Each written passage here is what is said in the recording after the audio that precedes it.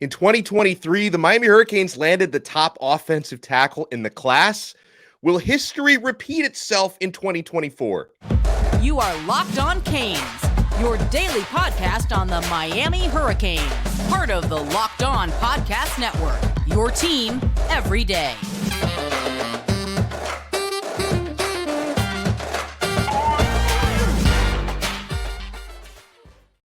I am Alex Donno, your host. I'm a University of Miami alumnus, longtime South Florida sports radio vet, and contributor to allhurricanes.com. And thank you so much for making Locked On Canes your first listen today. We are available free wherever you get your podcasts and available free on YouTube. So I know that our guy Chalupa Batman and some of you who listen to and watch the show love it when we talk about the big eaters up front. Where's the beef? Well, Miami's going to try to land some beef in this class of 2024. You know, I mentioned in 2023, they landed Francis Mauigoa, top offensive tackle in the country, or some publications considered Samson Okunlola to be the top offensive tackle in the country, and Miami landed him as well. So no matter which recruiting rankings you subscribe to, the Hurricanes landed the top OTs last year, and now the top offensive tackle this year, or I should say next year, Brandon Baker, class of 2024, he made an unofficial visit to Miami a couple weeks ago during first week of spring ball. Had a great time. He was there for Junior Day. He does plan to take an official visit down to Coral Gables this summer. There's also a connection with family because Mario Cristobal coached his older brother at Oregon. So the Hurricanes are going to try to do in 2024 what they did in 2023, and that's bring some of the top offensive linemen into the fold. Let's bring in one of our recruiting experts here on Locked On Canes, my colleague at All Hurricanes, and does a great job all over Fan Nation. Brian Smith is with us. Brian, good day, sir. How are you? Doing very well. And yourself? I'm doing very, very well. I'll be doing even better in a few months when the hopefully the verbal commitments start rolling in. And one that I would love to get, because I'll never forget, it was July 4th last year when Francis Mauigoa announced he was coming to the Miami Hurricanes. Give me your take on Brandon Baker this year. He's considered at this point the top offensive tackle in the class of 2024. I'm sure Miami will face major competition for his services, but he seems to like what he sees from the U and from Mario so far. Well, for one, he's from the Los Angeles area, so he's played against competition. Yeah. Much like South Florida and Miami, Fort Lauderdale, there aren't a lot of easy ways out. He's in the Trinity League. Mater Dei, the program that he's at, is one of the most elite programs in the history of high school football. They have kids going into the NFL almost every year, and he's one of the latest. He's massive, as you would expect, but more importantly, has light feet. And a buddy of mine has had a chance to train him, and I asked him the other day about him. Ironically, now that we're doing this segment, I said, is he a right or a left tackle? And he said, doesn't matter. He can do whatever he wants. He can play power, or he can be the guy on the backside protecting the blind side of the quarterback. So Miami's going to face, as you noted, very stiff competition for him, because pretty much if you name a perennial power, they've offered Baker. So, I mean, it's just hard to get guys that can really take on the pass rushers. So eventually he'll probably end up as a left tackle at one of the schools that we're used to talking about, right? Miami or otherwise. And if you can get him to add to the two that you mentioned, Mauigoa and Okunlola, I mean, you really can't go wrong there. So you have to recruit him, and the history with the family and stuff is really unique. So maybe Miami can pull it off. Now, you know, you cover recruiting closely every single year. The fact that Miami just landed, you know, two of the top three or top two tackles in 2023, does that make it harder to land top tackles in 2024? Because you're all going to have guys that are so jumbled up, you know, redshirt freshmen, true freshmen, sophomores, like they're so close in the class. Could a guy like Brandon Baker say, hey, they just got the top two tackles last year, I may not be able to get on the field right away at Miami?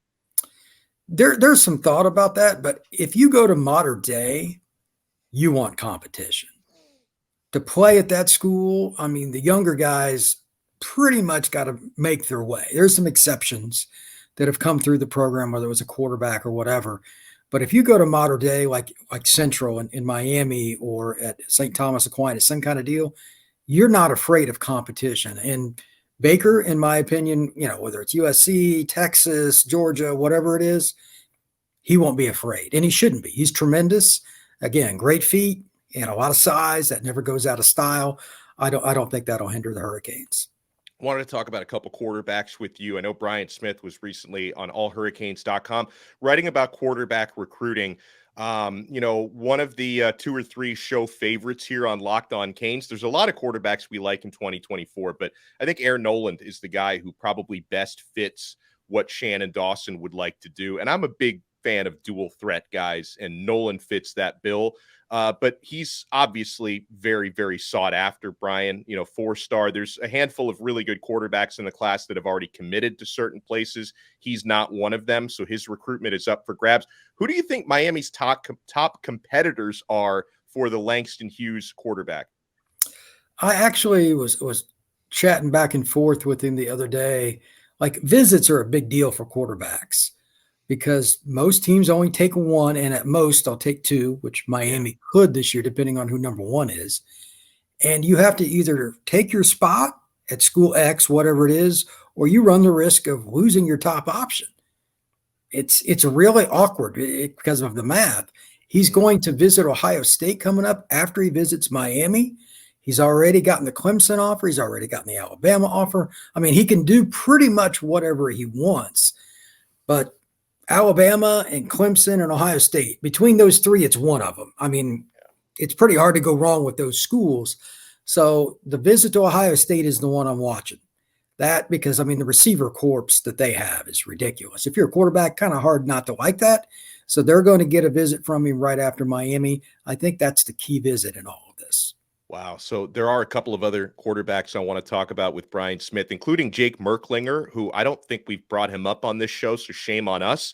And there's a couple of tight ends, because Miami, as you can see the last couple of years, they love bringing in top tight ends. I mean, they got 2 of them in the 2023 class. They're shooting for the stars in 2024 as well. So, folks, what you want to do is you want to keep it locked right here to Locked On Canes. And guys, the Built March Madness bracket is here. We know you have a favorite bar or puff, and now's your time to make it count. Go to builtmarchmadness.com to vote for your favorites. We'll be voting for, because my personal favorite, and it's hard because there's a lot of good ones, I love the cookie dough chunk puff. And so if you want your team to win the tournament, you'll be voting for that bar too, or whichever bar you prefer, right? I'm also, a big fan of the brownie batter puff. I love the cookies and cream Built bar. I love the peanut butter and chocolate granola bar. Yeah, Built makes granola bars as well. When you vote for your favorite bar or puff, you will be entered into a drawing where 50 lucky Locked On listeners will get a free box of Built. Heck yeah. Not only that, but one Locked On fan will win a 12-month subscription to Built to have Built's best bars or puffs delivered monthly straight to your door. That's an incredible prize. You got to try Built. Built, the best protein bar ever. Seriously, they're so amazing, you're not going to think that they're good for you, but yeah, they are. What makes Built bars and puffs so good? Well, for starters, they're all high in protein, low in sugar, and covered in 100% real chocolate. So run to builtmarchmadness.com right now to vote for your favorite bar or puff and pick up a box while you're there. You can vote every day in March, so hop in and support your pick. I'm going to be doing that because I love me some Built bars. Thank you so much for making Locked On Canes your first listen today. We're available free wherever you get your podcasts, and available free on YouTube. Alex Donno joined by Brian Smith, Fan Nation at allhurricanes.com. So, Brian, another quarterback that I'd love your take on. You wrote about him recently. I don't think I've brought him up on the show, at least not enough, and that's Jake Merklinger from Savannah, Georgia, Calvary Day School. This is one of the many quarterbacks Miami is seriously courting. They're casting a pretty wide net for this class. I think it goes down to what you said. They'd like to take 2 in 2024. So they're basically looking at maybe double the quarterback prospects they normally would. What can you tell me about Merklinger? First off, he's from Savannah, and he plays at Calvary Day, which is a program that is very successful. They've had kids go to a lot of different programs. They had a quarterback. He had to wait his turn like everybody else going through at some of these good programs. They've had quarterbacks come out of that area here recently, and he's been very competitive. And I'm not surprised that Miami offered him. It was just like as soon as Dawson got the job, it was immediate. Like he was that offer. And when I spoke with him at Under Armour Atlanta, he said he hadn't even communicated really with him. And then boom, there was the offer. So he's in the very beginning learning stages. It's only been a few weeks, but he did tell me that he wanted to visit Miami and check it out. So he is what I would personally call a wild card. Knows very little about the program. Dawson liked him prior to coming to Miami, and now he's going to use his board from when he was at Houston. Pocket passer, strong arm. He can move and throw, but I wouldn't call him a definitive RPO guy. He can do it, but he's going to be better inside the tackle box, kind of a traditional quarterback in that sense that Miami had in the 80s and 90s, but with a little bit more mobility than they did. You know, you talk about Dawson kind of continuing from his Houston board a little bit. I think Lance Guidry on the defensive side has done some of that from his, Marshall. I don't know if he ever had enough time to make a Tulane board because he was there for just a couple of weeks, but I think he's been using the Marshall board a little bit. Is that okay when you're at Miami? Should you be recruiting some of these same players that you were recruiting at places like Marshall and Houston, or should they be, maybe making a higher quality board now at a bigger school? That is a great question. And it just depends on what the board was, really. Because, look, Tulane's a great school. It's in the heart of New Orleans. But are you really going to get the kids in Louisiana that you want, or are they going to go play for the Bayou Bengals? Right. Realistically, LSU's going to scoop up 75% of the in-state talent that they want. That's just reality. It's why that program's always been good. So I'd imagine that historically they've always taken kids from all over. Mississippi, Texas, etc. And he just looked at guys. Marshall is even worse. I mean, that's one of the hardest jobs to recruit. Yeah. It's in the middle of nowhere in West Virginia. Good luck. So I think the Tulane job would be a little easier. At least it's New Orleans. Yeah. So I doubt that he had a very high board, but they all know who the top kids are. And there are a handful of companies that each school uses. They tell you. And they go off of that, and then they just do their own evaluations once they get the list. So he knew who they were, but I bet a lot of them weren't offered at Tulane. So let's go back to the quarterback board here. Someone who just right here on Locked On Canes has become a fast riser over the past few days because I've been educating myself on this guy, Judd Anderson. I love tall players regardless of position. And I look at this young man who could probably still be growing. Like he might grow too tall to play quarterback if he keeps growing, but he's already 6'6" as, a high school junior heading into his senior year next year. 6'6". He's athletic enough. He's also a basketball star in high school. And he moves pretty well, Brian. Obviously, 6'6" quarterback. He's not going to be Lamar Jackson or anything like that, but he does move pretty well. And he's got a strong arm. Like he kind of gives me Justin Herbert vibes, this guy. So, what can you tell me about Judd Anderson? Because it seems like Miami has kind of been near the front of the pack in his recruitment. They offered him about 3 weeks ago. First off, and I should have said this with Merklinger, the University of Georgia is already off the board with quarterback recruiting. They picked a guy up from the Northeast, which is really random for the Bulldogs. Yeah. So they're taking one, allegedly. That means they're not going to recruit Merklinger. That means they're not going to recruit Anderson. That means they're not going to recruit Nolan. So it makes it a lot easier. Look, you're not going to get many kids that Georgia wants in state. And I don't care if it's extremely rare. Clemson and Alabama are about the only two that ever really do. So Miami has a shot there. Anderson is a pocket passer with a very strong arm. He plays at one of the big, powerful county schools. He's not near Atlanta or anything. And he's a kid that can really swing it. Do a lot of guys know much about him? No. Why? Location. Georgia is a massive state. And again, he's not near Atlanta. But Miami has done a really good job of turning over every rock in the state of Georgia since Cristobal and his staff have arrived. Anderson's another great point to that. A lot of people don't want to waste their time unless the kid's next to a city. So good for Miami. Right. And he can do what this offense is about. Is he a perfect fit in terms of RPO? Again, maybe not, but he can run well enough and he can throw on the move. This would be an intriguing option, especially if you could get him as your second quarterback. That would be tremendous. Yeah, throwing on the move is a big thing because I was watching his huddle and some other highlights of him as a junior in high school. And, he doesn't traditionally run a whole lot, but he does do a good job getting in and out of the pocket. He moves very well. So there's he doesn't have bricks tied to his feet or anything like that. This guy moves incredibly well. So I could see him fitting into probably a number of different offenses. Absolutely. I don't think he'll have a problem making the transition. And again, like you said, he's 6'6". So the size is there. He could be a 240-pound quarterback before he leaves the college game. Well, and the fact that he plays basketball as well, Brian, I don't know if this is something he'd be interested in, but, if needed, he could probably play tight end. I mean, we've seen that happen. Like I remember, Oh, sure. 15, 20 years ago, Buck Ortega was a guy Miami recruited initially as a quarterback. He moved to tight end, had some production there. So I think that could be a possibility for someone with his athletic profile. It's happened all over college football for years. Sometimes it doesn't work out at spot A, so you move to spot B. Why not? We'll talk about a couple top tight ends when we come back. So Dillon Hipp, 3-star from Desert Mountain in Arizona. Kylan Fox, 4-star out of Grayson High School in Georgia. I want to get Brian's take on these players. And also, I want to get Brian's take not on a recruit. Miami already finished this recruitment, a guy who's already here, Raul Popo Aguirre, who Brian had a chance to catch up with. So we've got a lot more coming up. Keep it locked right here to Locked On Canes. And, guys, the madness. The tournament is heating up. Now is the perfect time to download FanDuel, America's #1 sports book. New customers at FanDuel get a no-sweat first bet up to $1,000. That's bonus bets back if your first bet doesn't win.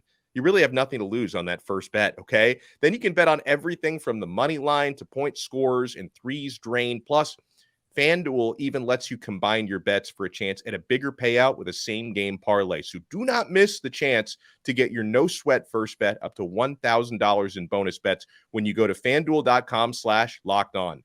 That's FanDuel.com/lockedon to learn more.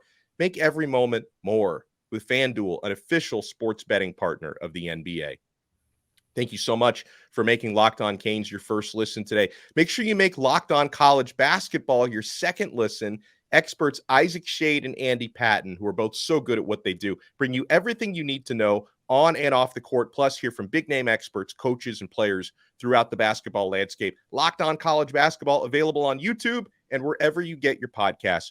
We are here with Brian Smith, allhurricanes.com, Fan Nation. Brian, Miami seems to be making good headway with a couple of tight end targets. 3-star Dillon Hipp out of Desert Mountain in Arizona.